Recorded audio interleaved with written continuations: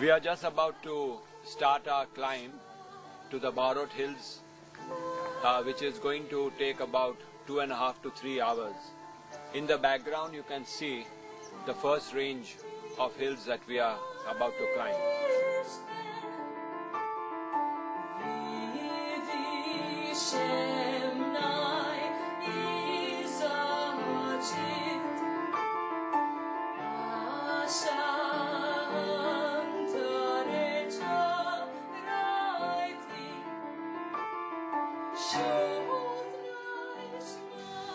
This is the entrance to the outermost wall of the habitation where our ancestors lived at Bahrot.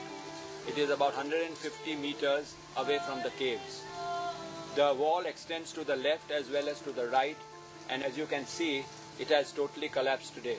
This way leads to Zanjan, and it is the shortest cut to that city today.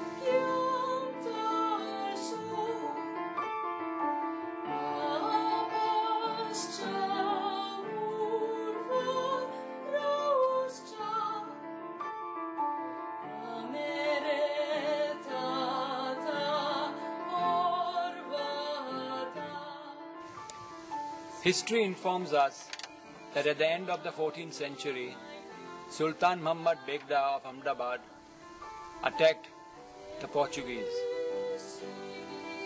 And on his way, he was moving towards Zanjan, which he invaded.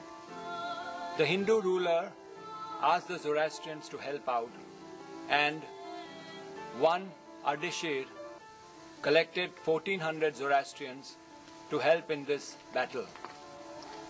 Unfortunately, they were defeated, and the Zoroastrians had to run away from Zanjan and bring the holy Iran Shah and keep the fire burning here for 12 long years. This is an indication of the faith, fortitude, grit and patience of our ancestors. You will see that some parts of the caves have already collapsed, and we have to fortify whatever is left behind.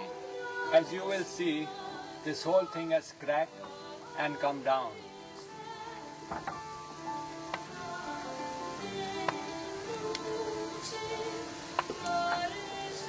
This large boulder which formed a part of the ceiling originally has already collapsed and is now resting on the steps.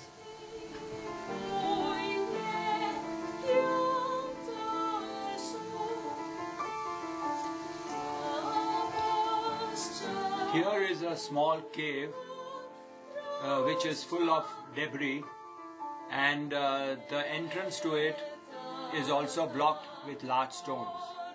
Here on the top you see this another large boulder which has separated from the original mass. Luckily it is resting on this large stone on the left, and that pillar which is also cracked.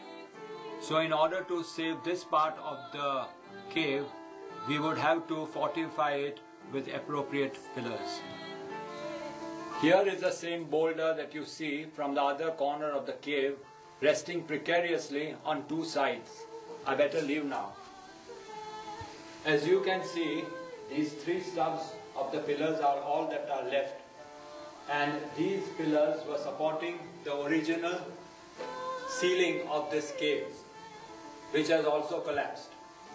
When you come this side, fortunately this portion is being supported by these three pillars, but this particular pillar is also giving way.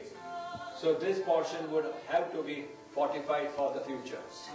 This is another cave evidently used for habitation, and in the forefront you see a small room whose ceiling has given way. This was another cave which was possibly used to conserve water. As there is a sheer drop at the entrance of the caves, it would be necessary to make a railing. Conservation of the caves can only commence after government permission is obtained. If we wish to save these caves, the world community has to stand up and do something about it now, before it is too late.